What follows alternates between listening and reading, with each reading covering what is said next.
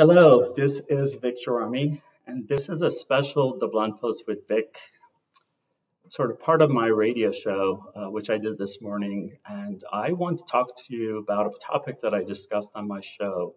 My show, The Blunt Post with Vic, airs on Monday mornings at 7 a.m. on KPFK 90.7 FM Pacific Time. I talked about this morning and received a lot of good feedback, so I wanted to do it on video as well. Now, let me start by saying that I believe that everyone should be held accountable for making a mistake or anything that's just egregious. It doesn't matter if they are high-profile people, politicians, even our heroes who we respect. I believe in being direct and blunt and doing that. And I never in my entire life would have thought that I would be saying what I'm about to say, but I think it's necessary. Now, I've been a fan of Cher for as long as I can remember, since I was a kid, for many reasons. One of them was that she's Armenian American, and she put a face with the name Armenian. At the time, there weren't that many Armenian celebrities throughout the world. There was Chers Response in France, and then there was Cher in the States. And also, as a gay man growing up, there was a certain attraction, of course, that I felt. And I just became a super fan. I won't fancy myself as one of her top 100 fans because I've met some of her army of fans, and they are incredible. But I would say I'm probably one of her 1,000 fans. I have gone to her shows. I've seen everything she's done. I've met her twice, and I wrote an article, a tribute article to her, which has been my web magazine, The Blunt Post, one of the most read articles to date. And so what I'm about to say, it came to as a shock to me.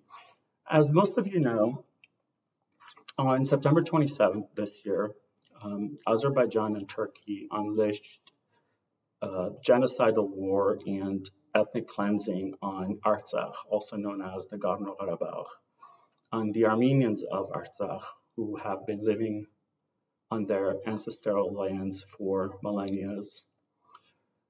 This was a very calculated and well-planned attack with the help of several other parties. And so it came as this huge shock. Turkey and Azerbaijan had hired mercenaries from Libya, Syria, and Pakistan to also do some of the dirty work, paying them $2,000 a month plus $100 for every Armenian beheaded. Now, this is all verifiable. This has been verified for on camera. A few of the mercenaries, I should say, that were captured by the Armenian side are on video saying what the deal was and how they got to do what they did. And also international media has verified this too, and some human rights organizations such as Human Rights Watch and UN Human Rights. So as soon as this happened, a colleague of mine called me. She's non-Armenian, but she was contacted by a TV network to somehow bring this story, this ongoing catastrophe, to the attention of Western media because so little was being covered. And so her name is Nicole, and Nicole and I talked about this and decided that we're going to do a celebrity PSA campaign. We're going to ask celebrities to just record a 1-minute simple PSA on their iPhone and send it to us. Nicole is a entertainment publicist, and I've interviewed a lot of celebrities and had some contacts with publicists and such. So we started approaching a lot of Armenian American celebs first, and we went from there. And Kim Kardashian and Serj Tankian from System of a Down, and Ed Begley Jr., Sally Kirkland, and a few others, Lawrence Zarian, they were all on board immediately. And so I emailed Cher's publicist, Liz Rosenberg, and I explained what was happening and what we would like for her to do, just a 1-minute PSA on her phone. And Liz wrote back to me and said, Cher is not doing anything right now, no appearances, videos, Zoom, nothing like that. And that if I like it, I can prepare some artwork and copy that she would forward to Cher for consideration for social media posts. So, of course, I would take whatever I can get. So I prepared all of this and I sent it to Liz and hoped that Cher would post something. And I kept sort of looking at Cher's social media. I follow all of them and never saw anything. And I followed up with Liz a couple of times, never heard back. At this point, the situation is really bad. There are hundreds of Armenians being slaughtered. Civilians are being killed. Turkey and Azerbaijan are using banned, illegal weapons such as cluster bombs and white phosphorus munitions to set entire villages and forests on fire. So if you can imagine the immediacy and the urgency of this, I was working 10, 11, 12 hours a day, 7 days a week, not just on this PSA, but on just other ways that I could help. Writing, reporting, my show, and social media. I was just really disappointed that Cher would not even respond.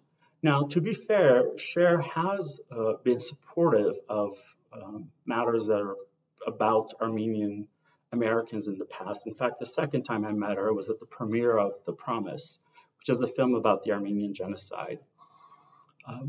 But I thought, this is it. This is the defining moment for all of us. If anyone's going to do anything, it's this that we have to do.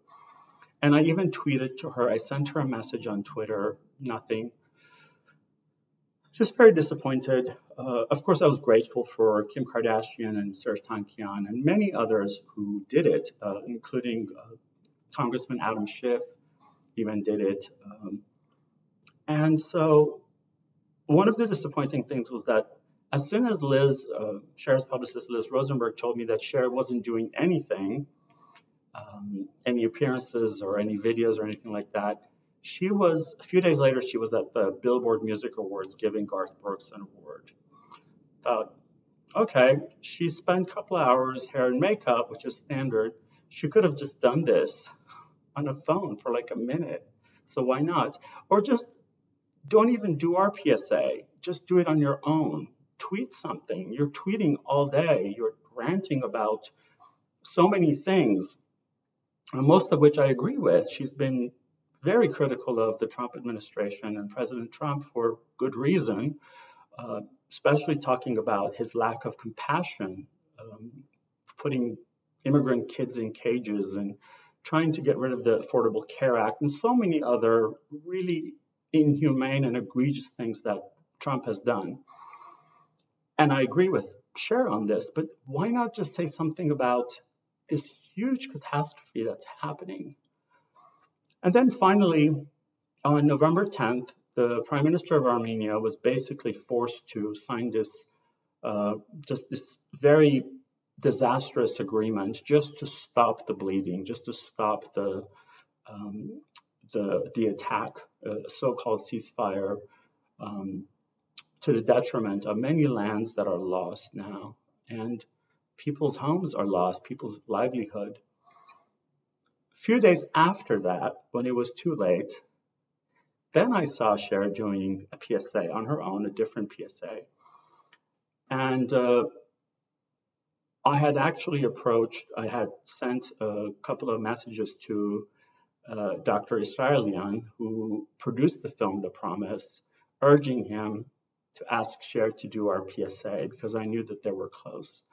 And my understanding is this PSA that she did, this Too Little Too Late, was under his auspices, if you will. And I was disappointed. I thought, what's the point now? Thousands of people have lost their lives. Several other thousands have lost their legs, their arms. People are traumatized. Why couldn't you do it before? But, we have to live on life's terms and have no expectation, and nobody owes me anything, so moved on. Then, a few days ago, I saw that Cher, who'd been talking about this elephant that she's been rescuing and taking care of, all of a sudden Cher was in Pakistan because of this elephant. So she could see the transfer of this elephant from Pakistan to Cambodia. Now, there's nothing wrong with being an animal lover. I'm a huge animal lover. I would jump in a river to save a dog. But what is egregious about this is that not only that Pakistan is the only country in the world that has not recognized Armenia as a nation, but Pakistan was one of the countries that was supplying jihadist, terrorist mercenaries to Azerbaijan and Turkey to kill Armenians until just recently. And in fact, they're still in the area. And yet here's Cher in Pakistan, when all the money she spent for this elephant could have seen the transfer, I think. Why go there? And also, why not go to Armenia, where you can bring just a tiny little hope and joy to people who've lost everything? Spend 2 days in Artsakh in Armenia, and that would boost the morale of people, just even symbolically. But yet you're in Pakistan. That's a real huge slap in the face. So there it is. That's my disappointment. Something for me to process. I don't know how I feel about being a Cher fan, because this is a little too big. This isn't about her making an album that I'm not a fan of. This is really, I think, hypocritical. For someone who rants on Twitter about compassion and Trump this and Trump that and McConnell and Lindsey Graham and everyone else, rightfully so, where is your compassion, Cher? Where was your compassion? we asked you to do a 1-minute video on a phone. For 5 weeks, I practically begged you on Twitter and your publicist. I tried getting through to you in as many ways as I could. I even copied Paulette on my tweets, Cher's best friend. Where is your compassion? So there you have it. I am committed to being blunt and being direct and not filter myself no matter what. And that includes people whom I respect or respected, people I admire, and about all kinds of topics. And this one is very important to me. So I am Vic, and this was a special episode of The Blunt Post with Vic. Thanks for listening.